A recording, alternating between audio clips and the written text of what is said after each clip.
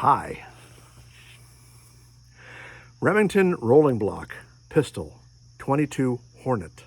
This, of course, is the reproduction. It is made by Uberti and Sons in Italy. I love that company because they make really great reproductions of really cool historic American firearms. Pieta is another company that makes them in Italy. Thank you, Italy. Kisses to you. This fires 22 Hornet, which is a cool bottlenecked 22 round. It's centerfire 22. And this action is so cool and simple. You cock your hammer, you roll back your block. That's what it is. It's a rolling block. See that? That's the extractor, that little thing coming out. And it works really well in my experience. And you just load in your single round and you close your block. And it's ready to fire. It's so simple. Let's see how we do.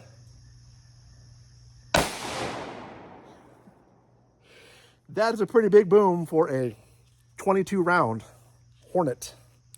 Let's see if it extracts. Yep. Bam. Easy.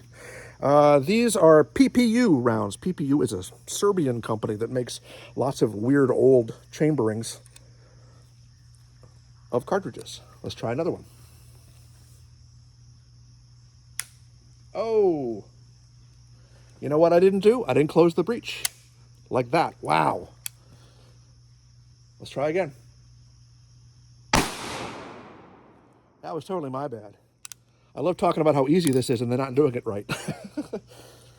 Another one. Into the breech we go. There we go.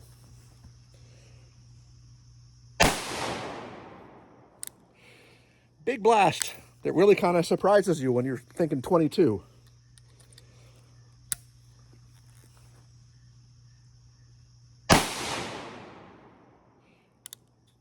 Such fun. Let's do one more of these PPUs, and then we'll come back and shoot some other stuff. Or am I shooting the Winchesters? Oops, I've been shooting the Winchesters, not the PPUs. Silly me. Not a big difference, as you will see shortly. Let's do one more of these Winchesters for now.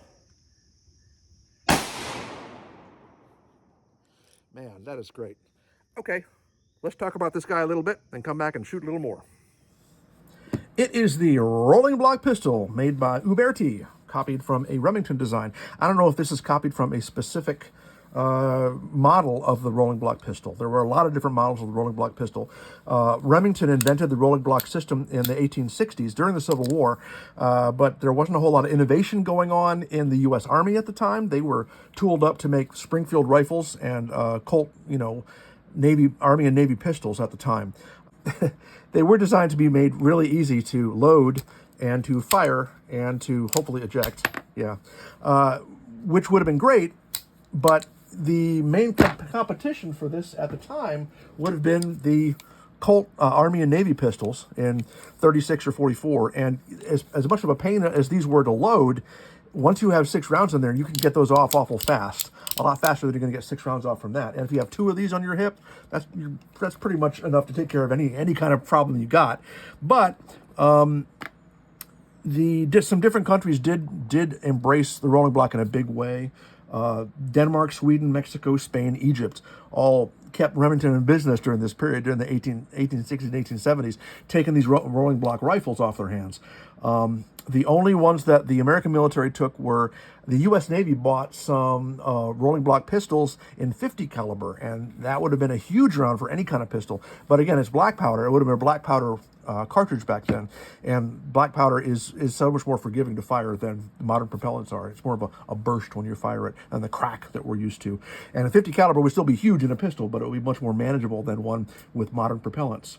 Gosh, I do have 2 rolling block rifles I've already done videos on, model 1901 and 7mm Mauser, and also a 43 Egyptian, which takes a black powder cartridge that I will probably never ever fire. This was imported by an American company called Navy Arms Company, Ridgefield, New Jersey, made in Italy, New Jersey.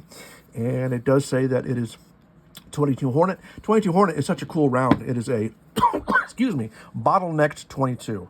And it's huge. The regular 22 long rifle is that. It's much bigger than that. This is the WMR 22, which is Windows Magnum Rifle 22. And it's just it's such a versatile round, and there have been so many different versions of it. The 223, which is also known as 5.56, which is what the AR-15 fires, M16. It's just a 22, but it's got a lot more powder behind it. The sights on this are pretty good for what it is. They are adjustable for range. There's no way to adjust for windage. This is not drift adjustable, but the maniac who owned this before I did hit it and bent the sight a little bit to the left to try to correct for it. I don't know if you can see that or not. Really, sir, have you no shame? We were shooting some Winchesters first, even though I misidentified them first. And we're going to shoot some PPIs, PPRG, PPUs next. And let's see if we can do any better.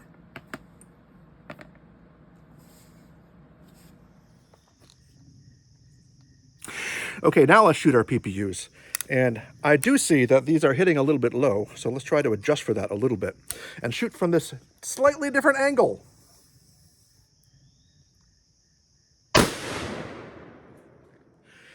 It's sending out a big blast of air since I'm shooting at only 7 yards, and it's knocking the target back a little bit. Exciting. Da-da-da, da-da-da. Oh, okay. How fast can I go? If I really tried to go fast.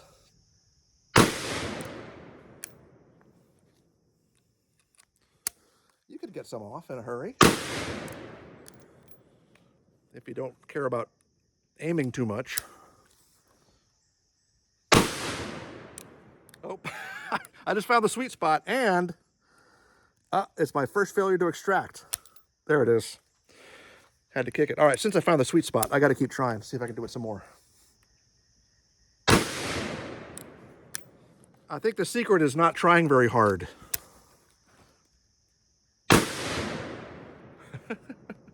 Okay, that's good. Let's see how we did. So, clearly not a precision implement. You know, I'm okay with that. That was when I said I hit the sweet spot. Obviously, I was aiming like right around here, someplace like that. But they're obviously all over the place. They're hitting high, and I was trying to aim a little bit low the second time around, and I got some a little better. So, you know, it's a long barrel, and it seems like it's got some sights that are adjustable, at least for, you know, for height, distance, I guess. I love it. It is beautiful. It is super cool. It is massively impractical, but that's kind of like me.